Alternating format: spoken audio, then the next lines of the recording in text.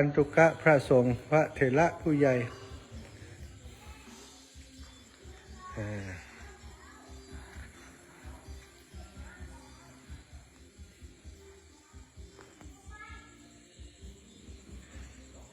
ศาลาหลังนี้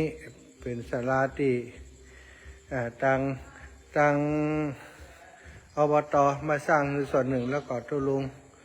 โดยงบของตุลุงแห่งส่วนหนึ่งได้สร้างศาลาหลังนี้เป็นศาลาอเนกประสงค์ที่กว้างขวางใช้ประโยชน์ได้หลายอย่างนี่คือรูปแบบการจัดสถานที่ในการหล่อเทียนปีนี้ศรัทธาญาติโยมไม่ต้องกลัวเนอะ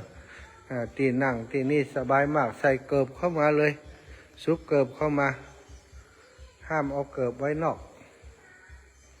มันจะหายด้านในศาลานี้ก็เป็นจุดที่จะหล่อเทียนนี่จุดที่จะลงไปหล่อเทียนมีบันไดลงเรียบร้อยไม่ต้องห่วงเนอะมีราวบันไดมีบันไดลงจากทางบนก็ได้ลงจากทางบนมาหล่อเทียนที่นี่เบ้าเทียนแบบเทียนที่จะให้ศรัทธาญาติโยมได้มาหล่อเดี๋ยววันพรุ่งนี้หลวงปู่จะได้มาดูอีกรอบหนึ่งนะแล้วก็จะมีการเก็บรายละเอียด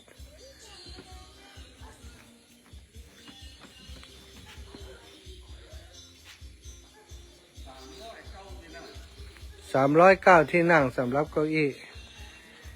อันนี้ก็จุดติดต้มเตียนต้มน้ำเตียน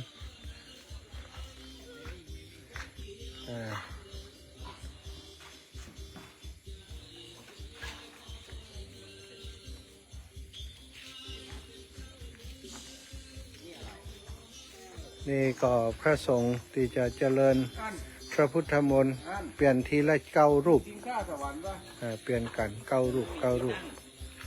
ตั้งหลังนี้ก็เป็นเครื่องเสียงแล้วก็จุดถ่ายทอดสดเนาะถ่ายทอดสดกลางคืนนี้มาดูกลางคืน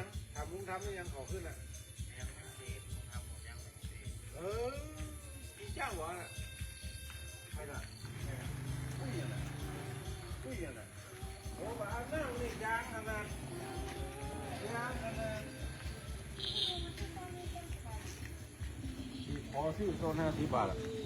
เขาจะเอานะ130เที่ยว6 บาทไปใครได้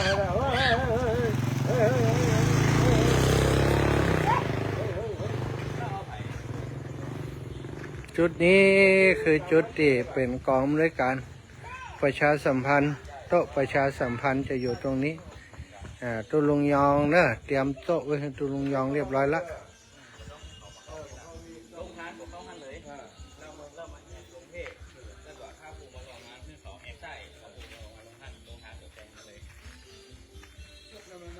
อันนี้คนงาน คนขวัญงานไอหมูเตงานไหนดำหมูเตงานล่ะหมูเตงานล่ะหมูเตงานนี่หมูเตงานนี่หมูเตงานนี่ขวัญหลวงพ่อดีนักนี่หมูเตงานนี่ดำเตงานกะคนเตงานกะห้ามขวัญนะลูกนะเด้อ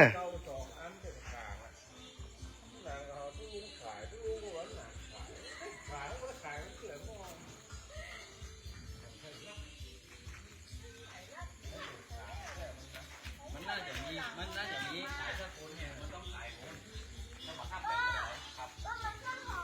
ตรงไหนโอ้ชื่อยังวิ่ง